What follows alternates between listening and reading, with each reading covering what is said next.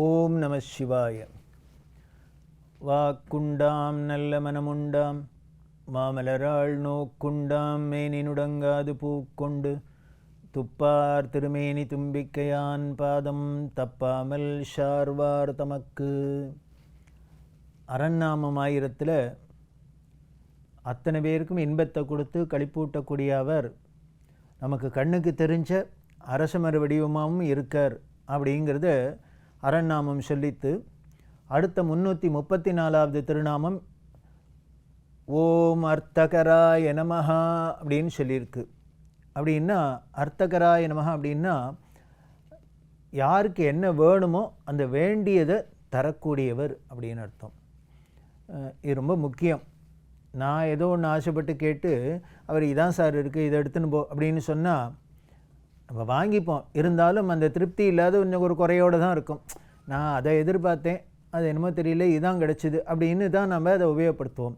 ஆனால் இவர் சிவபெருமான் என்ன பண்ணான்னு, அதெல்லாம் கிடையாது, இங்கே குறையே கிடையாது. என்னென்னு உனக்கு என்ன வேணும் வள்ளலார் சொல்கிறாரு, எண்ணிய நான் எண்ணியவாறு எமக்கருளும் தெய்வம் அப்படிங்கிற. நான் என்ன நினச்சோனோ அது மாதிரி கொடுக்கக்கூடிய தெய்வம், அம்பலத்தை ஆடுகின்ற தெய்வம் இது தெய்வம். அவர் நாம் என்ன ஆசைப்படுறோமோ என்ன வேணுமோ அதை உணர்ந்து அறிஞ்சுண்டு கொடுக்குறார் அப்படின்னு சொல்கிறது. அடுத்த 335வது நாம் என்ன சொல்கிறது அப்படின்னா ஓம் யசஸே நமஹா அப்படின்னு சொல்லியிருக்கு. அப்படின்னா யசஸ்னா புகழுக்கு பேர், கீர்த்தி, புகழ். இவர் என்ன நமக்கு புகழை கொடுக்கக்கூடியவர், பெருமையை கொடுக்கக்கூடியவர் அப்படின்னு அர்த்தம்.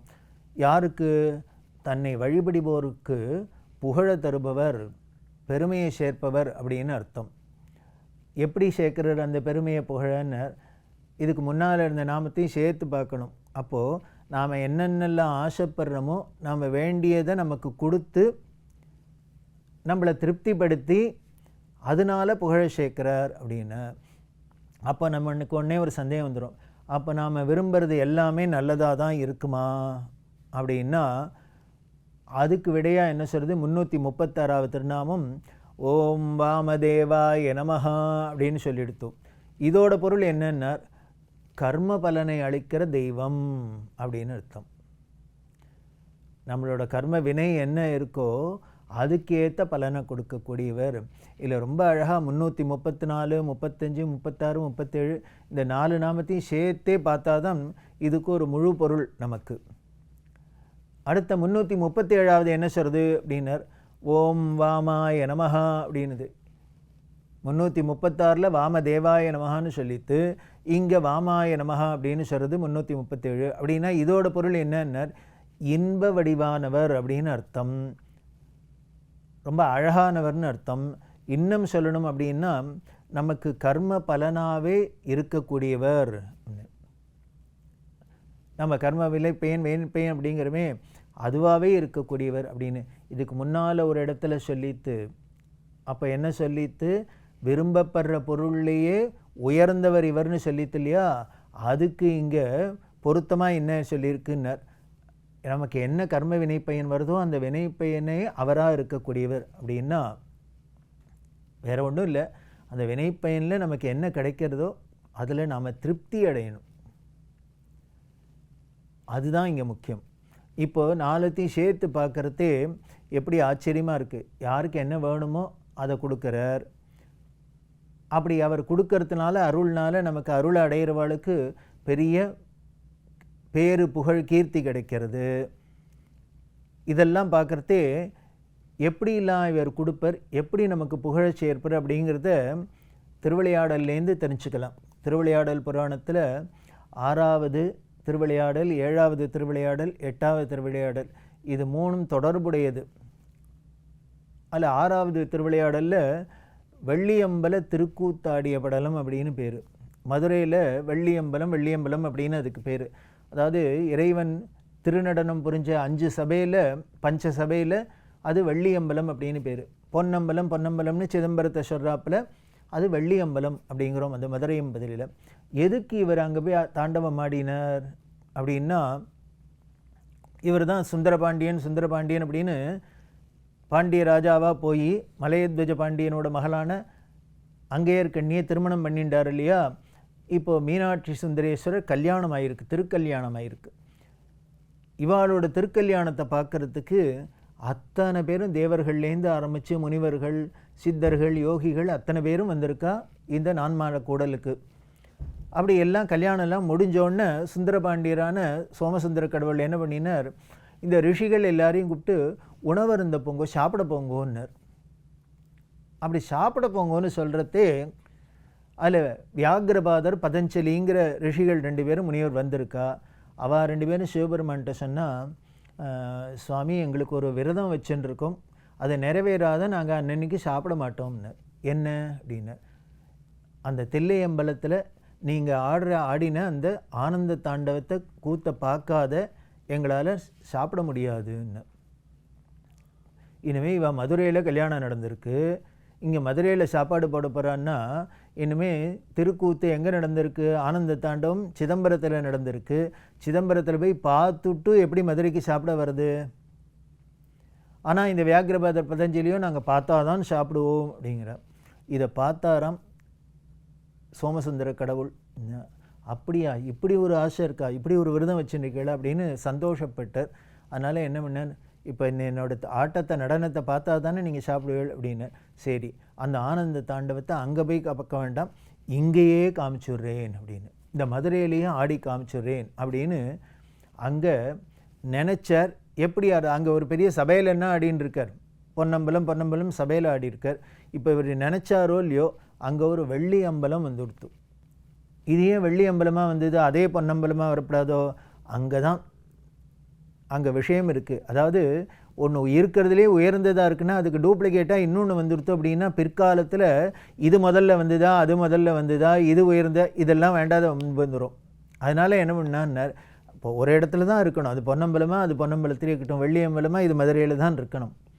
இதுக்கப்புறம் அந்த சபையெல்லாம் என்ன பண்ணுற மாற்றிட்டார், இன்னொன்று தாமர சபையாக மாற்றினர், இன்னொன்று சித்திர சபையாக மாற்றினர், இன்னொன்று ரத்ன சபையாக மாற்றினர். இப்போ வெள்ளி அம்பலமாக வந்தது, அதில் இந்த சோமசுந்தர கடவுள் தாண்டவம் ஆடினர். அப்படி ஆடி காமிக்கிறதே தான் அதுக்கு பேரே சொக்கர் தாண்டவம்னே பேர். ரொம்ப அழகான பேராக இருக்குது. சொக்கநாதர் ஆடின தாண்டவத்தினாலேயும் சொக்கர் தாண்டவம், பார்த்தவர்கள் மனசெல்லாம் அப்படியே சொக்கி போகிறதுனாலையும் சொக்கர் தாண்டவம்னு வச்சுக்கலாம். சுந்தர தாண்டவம் அப்படின்னு சொல்லுவாள். அப்பேற்பட்ட இந்த ஆனந்த தாண்டவம் ஆடி காமிச்சார். இது எதை காமிக்கிறதுன்னர், இதான் அர்த்தகராய நமகான்னு வேண்டுவோர் வேண்டியதெல்லாம் தரக்கூடியவர் அப்படின்னு. ஏதோ நான் இதை கேட்டேன் அதை கேட்டேன் கொடுத்தாருன்னு இல்லை, நீ ஆடணும் பாடணும் எங்களுக்கு அத்தை பண்ணணும் எதை பண்ணணும்னு சொன்னாலும் ஆசைப்பட்டா, தன்னோட அடியார்கள் ஆசைப்பட்டா அதை நிறைவேற்றி வைக்கக்கூடியவர் அப்படின்னு. அப்படி சொக்க தாண்டவம் ஆடினர். இதெல்லாம் பார்த்தா எல்லாம் முடிஞ்சது. உடனே கேட்டார் வியாகிரபாதர் பதஞ்சலிட்ட, அதை அப்படி ஆடுறதை யாரெல்லாம் என்னெல்லாம் பண்ணான்னு அது பெரிய திருவிளையாடல் படம் பெருசாக சொல்லியிருக்கு. இது முடிஞ்ச உடனே கேட்டார், இப்போ உங்களோட ஆசையெல்லாம் தீர்ந்துதான், இப்போ சாப்பிட போகலாம் எல்லாரும்னார். உடனே அவ சொன்னால், இல்லை இன்னொரு ஒரு ஆசை இருக்குன்னார். அப்புறம் என்ன அப்படின்னு, வேற ஒன்றும் இல்லை, எங்களுக்காக இப்படி இந்த வெள்ளியம்பலத்தில் திருநண்டம் புரிஞ்சு காமிச்சேளே, இதை ஏதோ இன்னியோடு போயிடக்கூடாது, இங்கே நீங்கள் எப்போதும் இந்த திருநடனத்தை பண்ணிகிட்டே இருந்து இங்கே யாரும் பிற்காலத்தில் எப்போவா இருந்தாலும் சரி தரிசனம் பண்ணாலோ எங்களுக்கு கிடைச்ச இந்த அருள் அவர்களுக்கும் கிடைக்கணும், அதுக்கு அருள் பண்ணணும். இதுதான் முனிவர்களோட சாதுக்களோட குணம், அந்த பெருந்தன்மை. உதார சுமி சந்த மாய பாப கிருபா வந்த அபங்கத்தில் சொல்கிறாரே, அந்த சாதுக்களோட குணம் என்னென்ன, உதார குணம். தங்களுக்கு கிடைச்ச அந்த பேரின்பத்தை எல்லாருக்கும் கிடைக்கணும்னு பகிர்ந்துக்கிற குணம். இப்படி வியாகிரபாத பதஞ்சலி கேட்டோன்னே சிவபுராண அப்படியே ஆகட்டும் அப்படின்னார். அது மட்டும் இல்லை, அவள் என்ன வரம் கேட்டான்னு, ஒரு திருவாதிரை ஆருத்ரா தரிசனம் அந்த மார்கழி மாதத்தில் வர திருவாதிரையில் ஆரம்பித்து அன்னைக்கு ஆரம்பித்து அடுத்த வருஷம் மார்கழி மாதம் திருவாதிரை வரைக்கும் வர அந்த ஒரு வருஷ காலத்தில் மதுரையில் இருக்கிற அந்த பொற்றாமரை திருக்குளத்தில் நீராடி இந்த வெள்ளியம்பல கூத்தரான இந்த சோமசுந்தர கடவுளை தரிசனம் பண்ணி பஞ்சாட்ச அஞ்செழுத்த ஓதிண்டு இருந்தாக்க ஒரு வருஷம் அந்த தவம் பண்ணினா அவர்களுக்கு நீ கட்டாயம் உன்னோட சிவலோகத்தில் கைலாயத்தில் அவர்களை நிரந்தரமாக ஆனந்தத்தில் வரம் கொடுத்து முக்தி தரணும் அப்படின்னு அவள்லாம் கேட்டிருக்கா. அப்படி வரத்தை வாங்கிண்டா. சரி எல்லோரும் இப்போ சாப்பிட போகலாம் அப்படின்னு போயாச்சு. எல்லோரும் போய் சாப்பிட்டு வந்தாச்சு. சாப்பிட்டு வந்தோன்னே வந்து அங்கேயர்க்கண்ணி அம்மை மீனாட்சி அம்மையிட்ட அந்த சமயக்காரெல்லாம் வந்து சொன்னான், நீங்கள் என்னமோ எல்லாரும் ஒரு 33 கோடி தேவர்கள்லாம் வரப்போகிற அந்த சோமசுந்தர பெருமானோட திருமணத்துக்கு உங்களோட மீனாட்சி கல்யாணத்துக்கு அப்படின்னு நாங்கள் ஒரு அளவில்லாத எக்கச்சக்கமாக சமைச்சு வச்சுட்டோம். எல்லாம் இமயமலை மாதிரி குமிஞ்சிருக்கு. அன்னம்னா இமயமலை மாதிரி இருக்குது. ஒவ்வொரும் அப்படி குமிச்சு வச்சுருக்கோம். ஆனால் இவாள்லாம் வந்து சாப்பிட்டு போனதை பார்த்தாக்க அதில் துளி கூட ஆகலை. எல்லாம் அப்படியே மலைமலையாக இருக்குது. அதெல்லாம் என்ன பண்ணுறதுன்னு தெரியல, வீணாக போகிறதுன்னு. உடனே பார்த்தா பிராட்டியான அங்கேயர்க்கண்ணி நேராக தன்னோட கணவரான சோமசுந்தர பெருமான்கிட்ட வந்தா. வந்து நின்னா என்னன்னு கேட்டார். இது இல்லை, உங்கள் கல்யாணத்துக்கு அத்தனை பேரும் வருவா, அதனால் பெரிசா விருந்து வைக்கணுங்கிறதுக்காக எல்லாம் சமைச்சோம். ஆனால் நாங்கள் பண்ணியிருக்கிறதுல ஒரு துளி கூட ஆகலை இவர்கள்லாம் சாப்பிட்டது, விருந்து சாப்பிட்டது. மீதி அத்தனையும் மீந்திருக்கு, என்ன பண்ணுறதுன்னு தெரியல, வீணாக போகிறதுன்னு. இது மீனாட்சி அம்மை சொன்னோன்னே சோமசுந்தர பெருமான் என்ன பதில் கேட்டாரான்னு திருவிளையாடற் புராணத்தை கேட்குறது. ஓஹோ, நீ பெரிய மகாராணியோ இல்லையோ, பாண்டிய நாட்டு ராணி, அதனால் உன்னோட செல்வ செருக்கை காமிக்கிறதுக்காக இத்தனை பண்ணியிருக்கேன்னு என்கிட்ட வந்து சொல்கிறியான்னு. உன் பிறந்த வீட்டு பெருமையை காமிச்சிக்கிறதுக்காக என்கிட்ட இப்படி சொல்கிறியான்னார். வந்து இந்த அம்மா என்ன பதில் சொல்லுவா, தலை நாணி குடிஞ்சா. உடனே என்ன பண்ணார், தனக்கு கொடை பிடிச்சின்னு வர குண்டோதரன் இந்த ஆளை காமிச்சார். அதெல்லாம் இருக்கட்டும், முதல்ல இவருக்கு போய் சாப்பாடு பண்ணி வை, அப்புறம் மீந்துன்னா அப்புறம் பார்த்துக்கலான்ட்டு, அப்புறம் மீதியை சொல்கிறேன்னு விட்டார். பார்த்தா என்னைய அது ஒரு ஆளுக்கு போய் போடுறதா அப்படின்னா, அப்போ சோமசுந்தர பெருமான் என்ன பண்ணானா, வடவத்திய பசியாக இந்த குண்டோதரன் வயிற்றுக்குள்ளே ஏவினார். இந்த ஆள் போனார், அவர் சாப்பிட்டார் அப்படின்னா குண்டோதரனுக்கு அன்னமிட்ட படலம் அப்படின்னு அது சாப்பிட்டதே ஒரு படலம் முழுக்கலும் வர்ணிச்சிருக்கு. இப்போ என்ன ஆகிடுத்துன்னு, இங்கே சமைச்சு வச்சதெல்லாம் இல்லை, இனிமேல் அங்கேருந்து அரிசி பருப்பு கரிகா இன்னும் என்னென்ன உண்டோ அத்தனையும் இந்த ஆள் தின்னு தூத்துட்டார். தின்னுட்டு அப்போவானு திருப்தியாக இருந்தாரான்னார். இல்லை, என்ன பண்ண, ஐயோ எனக்கு என்னமோ நெருப்பில் விட்ட எண்ணெயை விட்டாக்க நெய்யை விட்டால் அது என்னென்னு பற்றின்னு எரியும், அப்படி இருந்தது. அதனால் எனக்கு இன்னும் பசிக்கிறது, ஏதானு வேணும் வேணும் வேணும்னு அலறினார். இந்த அம்மா மறண்டு போயிட்டா அங்கேயர்க்கண்ணியம்மா. என்னடா அது ஒரு ஆள் சாப்பிட்றதுக்கு எத்தனைன்னு சிவபெருமான்கிட்ட வந்து சொல்கிறா. இவர் கேட்டார், அவருக்கு திருப்தி பண்ணிவிட்டியான்னு. இல்லை இல்லை, அவரால் பண்ண முடியல எங்களால் அப்படின்னு. உடனே என்ன பண்ணார், அன்னபூர்ணியை நினச்சார். 4 அன்னக்குழி, தயிர் சாதம் நினைஞ்ச அன்னக்குழி வந்து குண்டோடனே இதில் சாப்பிட்டு ஏற்றிக்கோன்னார். பசியை தீத்துண்டார். அதுக்கப்புறம் என்ன அப்படின்னார், தாகம் தாகம் அப்படின்னா இந்த பாண்டிய நாட்டில் உள்ள மதுரையில் உள்ள ஒரு நீர்நிலை பாக்கி இல்லை, அத்தனையும் உறிஞ்சிட்டார். அப்பவும் தாகம் தீரலை. உடனே சிவபெருமான்கிட்ட வேண்டாம் என்ன பண்ண, தன்னை சடையில் இருந்த கங்கையை ஏவினர். வா இங்கே அப்படின்னார். அதுதான் பெருக்கெடுத்து வைகைங்கிற நதியாக வந்தது. அந்த வைகை நதியில் இவர் தன்னோட தாகத்தை தீர்த்துண்டார் அப்படின்னு. இதில் என்ன ஒரு வேடிக்கை அப்படின்னா, யாரோ ஒரு குண்டோதரனுக்கு அருள் பண்ணினார், அவர் விரும்பினத்தை கேட்டார். அதாவது என்னென்னா, தன்னோட மனைவியான அங்கேயர்க்கண்ணியம்மை ஏதோ ஒரு விதத்தில் தன்னோட செல்வ செருக்க காமிச்சா, தங்களோட பாண்டிய நாட்டோட செழிப்பை காமிக்கணும்னு நினச்சா. இப்போ என்ன பண்ணார் அப்படின்னார், எல்லாத்தையும் சரி பண்ணிவிட்டார். யாச்சா இதில் புகழ் என்ன அப்படின்னார், இந்த வைகை வந்ததுனால குண்டோதரனுக்கு தாகம் வந்ததுனால என்னன்னார், இன்னைக்கு மதுரை மாநகரத்துக்காக இருக்கட்டும் பாண்டிய நாட்டுக்கு தாகம் தீர்க்கறதுக்கு ஒரு நதி கிடைச்சதா இருக்குது. கிருத்தமாலா அப்படின்னு பேர். கிருத்தமாலா, வேகவதி, சிவஞான தீர்த்தம், சிவகங்கை அப்படின்லாம் இந்த வைகைக்கு பேர். அப்படி இந்த குண்டோதரனுக்கு அருள் பண்ணினத்தினால உலகத்துக்கு ஒரு பெரிய நன்மை கிடைச்சிது. அதனால இவருக்கும் புகழ் கிடைக்கிறது, எல்லோருக்கும் புகழ் கிடைக்கிறது. இப்படி இவர் எந்த அருள் பண்ணினாலும் அது நமக்கு புகழையும் கொடுக்கறதுன்னு தெரியுது. அதனால தான் இவருக்கு அப்படியெல்லாம் திருநாமம் சொல்லப்பட்டிருக்கு.